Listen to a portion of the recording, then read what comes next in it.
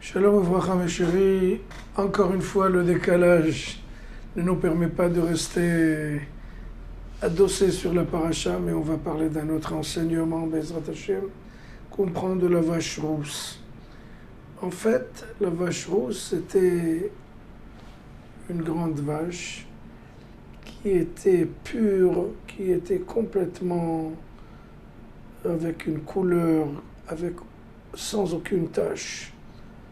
Et cette vache-là, c'est Moshe Rabbeinu qui l'a apportée, et il en a fait en fait un bocal de cendre.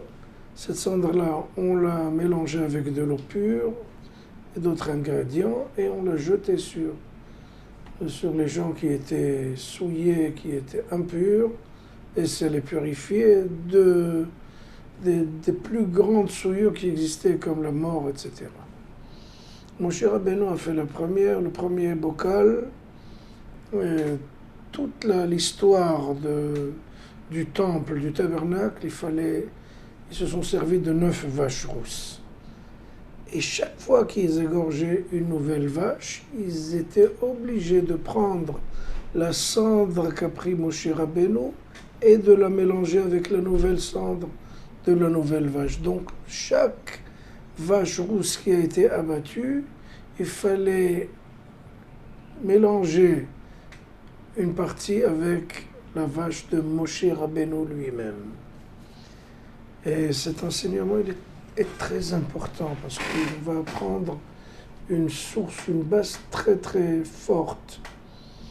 C'est-à-dire que quelqu'un qui veut étudier la Torah, ou qui veut écrire des livres, ou qui veut développer un enseignement quelconque, il faut toujours le mélanger avec la source, avec la souche, avec le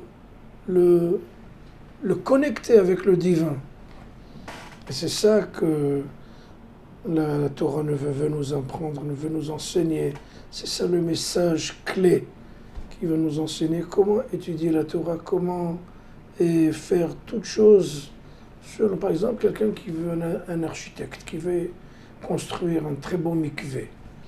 Il peut faire une architecture de folie, mais la base, c'est la halakha.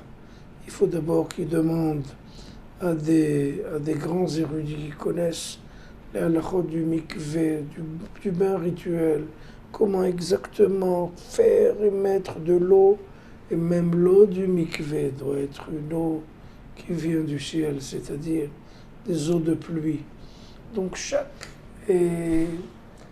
fois qu'on veut faire une chose ou une étude ou toute chose qui est connectée avec la Torah, on doit toujours mélanger avec les sources authentiques de la Torah, s'adosser sur les fondations authentiques de la Torah, c'est-à-dire on ne peut pas aller faire une piste à nous-mêmes. On peut la grandir, l'élargir, la rallonger, mais le début de cette piste doit toujours puiser des sources de la Torah.